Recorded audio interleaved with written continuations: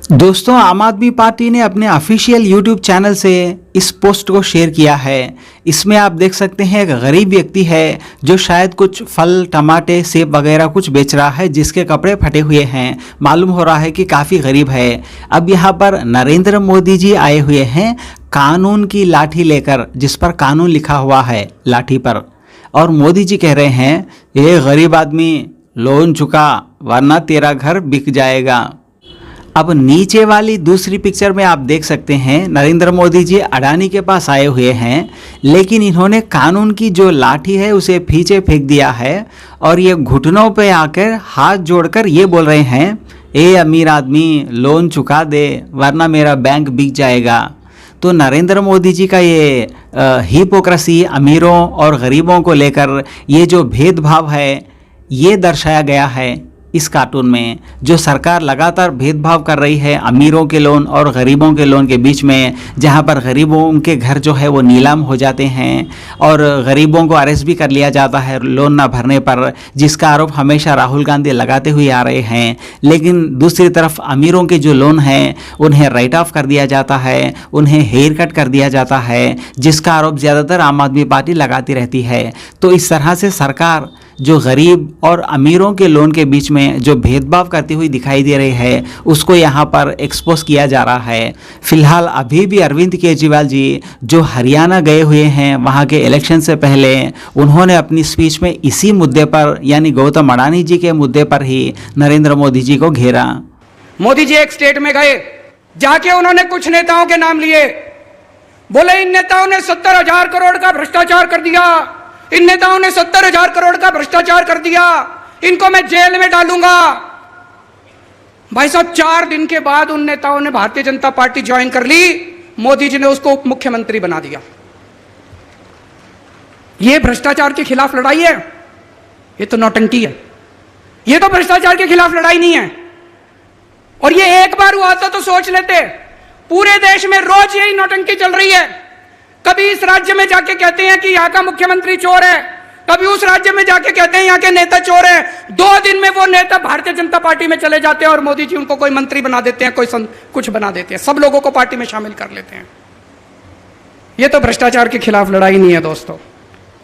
आज पूरे देश में चर्चा हो रही है, कोई कितना भी बड़ा पापी हो, कोई कितना भी बड़ा अपराधी हो, किसी ने कोई भी पाप कर रखा हो, अपराध कर रखा हो, इनकी पार्टी में चले जाओ। कि मजाल किसी CBI, ED, income tax police वाले की हिम्मत हो जो छू दे उसको।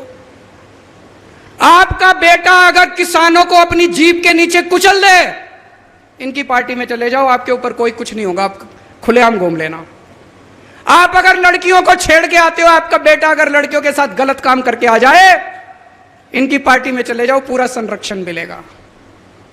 आज पूरे देश में चर्चा हो रही है, कितना ही बड़ा भ्रष्टाचार कर लो, कितना ही बड़ा डाका डाल लो, कितना ही बड़ा अपराध कर लो, इनकी पार्टी में चले जाओ, पूरा संरक्षण मिलेगा आपको। आज क्या माहौल है? भ्रष्टाचारी कौन है? भ्रष्टाचारी वो नहीं है जिसको ईडी ने पकड़ के जेल में डाल दिया। भ्रष्टाचारी वो है जो ईडी के डर से बीजेपी में चला गया। जिसको ईडी ने पकड़ के जेल में डाल दिया और जो अभी तक बीजेपी में नहीं गया, भाई साहब वो कट्टर ईमानदार है, ये समझ लेना। क्योंकि उसे पता है कि आज नहीं तो कल बाहर तो आ ही जाऊंगा। लेकिन जिसने बेईमानी कर रखी है, जिसने बेईमानी कर रखी है, उसको पता है अगर ईडी ने पकड़ लिया तो पूरी जिंदगी जेल जाना पड़ेगा, वो तुरंत उठ के बीजेपी में चला जाता है। तो एक चीज समझ लो, भ्रष्टाचारी कौन है और ईमानदार कौन है। जो आदमी ईडी के डर से बीजेपी में चला गया वो भ्रष्टाचारी है, और जो ईडी की रेड के बावजूद अगर ईडी ने गिरफ्तार कर लिया और बीजेपी में नहीं जा रहा, वो कट्टर ईमानदार है। पूरे देश में आज चर्चा हो रही है कि प्रधानमंत्री जी का एक दोस्त है। कौन है? कौन है? कहते हैं प्रधानमंत्री जी उस एक दोस्त के लिए ही काम करते हैं। पूरे देश में चर्चा है, मैं नहीं कह रहा, गली गली में, नुक्कड़ नुक्कड़ पे, चाय की दुकान पे, पान की दुकान पे यही चर्चा है कि प्रधानमंत्री जी एक ही आदमी के लिए काम करते हैं, एक ही दोस्त के लिए काम करते हैं।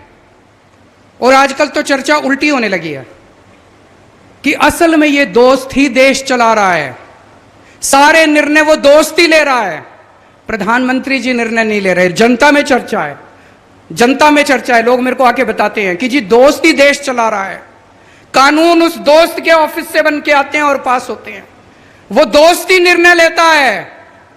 और जब आप वोट डालने जाते हो, आप सोचते हो मैंने मोदी जी को वोट दिया, आपका वोट मोदी जी तक नहीं पहुंचता, आपका वोट मोदी जी के जरिए उनके दोस्त तक पहुंचता है, आपका वोट दोस्त के पास जाता है।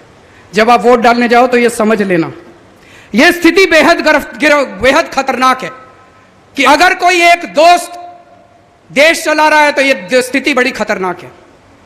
ये लोग कह रहे हैं हम केजरीवाल को गिरफ्तार करेंगे, मैं उनको कहना चाहता हूं मेरे को तो गिरफ्तार कर लोगे, मेरी आवाज को कैसे दबाओगे, मेरी आवाज को कैसे रोकोगे?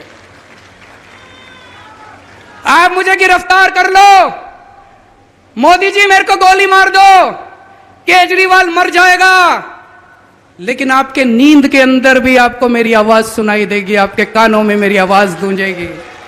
मरने के बाद भी मेरी आवाज आपको चैन से सोने नहीं देगी। मोदी जी, अंग्रेजों ने भी यही सोचा था। भगत सिंह अंग्रेजों के खिलाफ खूब बगावत किया करते थे। अंग्रेजों ने सोचा इसको जेल में डाल दो, उन्होंने भगत सिंह को जेल में डाल दिया। जैसे ही जेल में डाला, घर घर के अंदर भगत सिंह की आवाज पहुंच गई दोस्तों। फिर उन्होंने सोचा भगत सिंह को फांसी दे दो, भगत सिंह को फांसी दे दी। भगत सिंह के विचार और भगत सिंह की आवाज आज 100 साल के बाद भी इस देश के कोने कोने में गूंज रही है। मैं मोदी जी से पूछना चाहता हूं, मेरे को गिरफ्तार तो कर लोगे, मेरी आवाज को कैसे रोकोगे, मेरे विचारों को कैसे रोकोगे, मेरी सोच को कैसे रोकोगे? मैं उनको कहना चाहता हूं मेरे को फांसी तो दे दोगे, गोली तो मार दोगे। कहते मोदी जी के खिलाफ बहुत बोलते हो तुम, प्रधानमंत्री के खिलाफ बहुत बोलते हो तुम। तो आज मैं एक पेशकश करना चाहता हूं प्रधानमंत्री जी को। प्रधानमंत्री जी, मैं आपका समर्थन करूंगा, पूरी आम आदमी पार्टी आपका समर्थन करेगी। आप ये एक दोस्त की वो क्या कहते हैं, नौकरी करना बंद कर दो, दोस्त की दोस्ती छोड़ दो। 140 करोड़ लोगों के लिए काम करना चालू कर दो, ये दोस्त के लिए काम करना बंद कर दो। ये चोर उचक्के भ्रष्टाचारियों को संरक्षण देना बंद कर दो। इनको अपनी पार्टी के अंदर जितने चोर उचक्के बैठे हैं उनको सबको जेल भेज दो। देखो मैं तो क्या, ये सारा देश आपका साथ देगा। लेकिन अगर इस देश को कोई एक दोस्त चलाएगा, अगर इस देश के अंदर भ्रष्टाचारियों को, पापियों को, अपराधियों को संरक्षण दिया जाएगा, तो अपनी जान की परवाह किए बिना इस देश का एक एक बच्चा आपकी खिलाफत करेगा।